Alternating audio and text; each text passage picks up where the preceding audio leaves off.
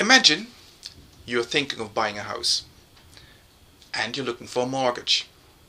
So you go look around for mortgages and you go to all the banks in your neighborhood and they're all offering deals that you're not happy with.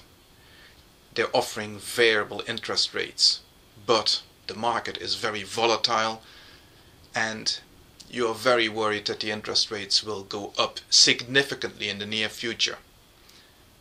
And then those who are offering fixed mortgage rates are not only offering rates that are significantly above the standard rate as set out by the Central European Bank, but on top of that they are very short-lived, and after which the bank reserves the right to readjust the rate as it sees fit.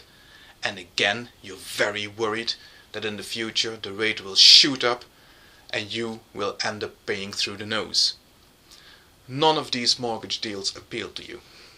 And then you find a bank. And this bank is offering a very different types of deal. An interesting type of deal. What this bank proposes is that it buys the property of the seller. And then it sells the property to you. Now, this bank is not a charity, and it's going to make a handsome profit out of it. But you will know exactly what the bank is asking for it, you will know exactly what the seller asked for it, you know exactly what the profit margin for this bank is. And then you pay the bank, you buy the property of the bank, and you pay the bank in installments, without any additional interest. Remember, the bank already made its profit by selling the house to you at a profit. In addition to that, there is a certain guarantee there that you cannot default on your payments. As long as you don't pay, the property remains the property of the bank, and you just live there by the grace of its goodness, its kindness, whatever you want to call it. Now, I'm not asking you to say like, oh, this is a good deal or this is a bad deal or I agree with it or not. That's irrelevant. Let's say for argument's sake that you are interested and that you would consider entering into this particular arrangement with the bank. So you do. You go into the bank, you talk to the bank manager, you and the bank manager sit down, you draw up a contract with all these terms and conditions outlined. You sign the contract, both of you, and presuming that this way of handling this transaction is legit, so it's not in conflict with any other law of the land, it's a binding contract.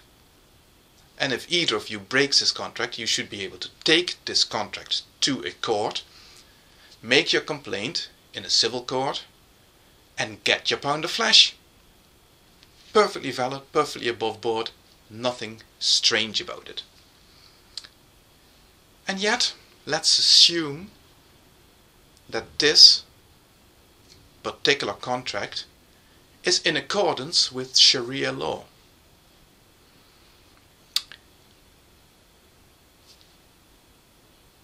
Can anybody explain to me why we should suddenly,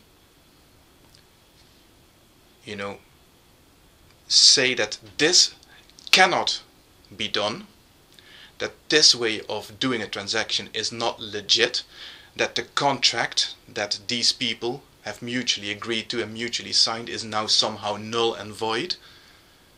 What if the whole term Sharia law is never once mentioned in the contract? Does that make it valid? Suddenly? In the end, contracts like that are agreements between two parties, and if the conditions of the contract are set out clearly in the contract, there is no reason why a contract that falls under the banner of so-called Sharia law should be any less valid than any other contract that contains terms and conditions that are not in conflict. Do you hear that? That are not in conflict with the general law of the land regarding financial transactions. And that is my objection, at least, to the proposals in Oklahoma, or whatever it is, the legislation, I don't know and I don't care whether it's been put through or not, because I don't live there, sorry. But what's going on in Oklahoma, where they want to outlaw this Sharia thing, it's simply preposterous. As long as contracts are legally valid, they do not require any of the parties to break the law that is in existence, then whatever terms and conditions both parties in a contract agree to are binding. You can't sign your rights away, you can't be forced to do something that's illegal, and anything else is binding. And whether it falls under the label of Sharia law or anything else for that matter should be completely irrelevant. Thank you.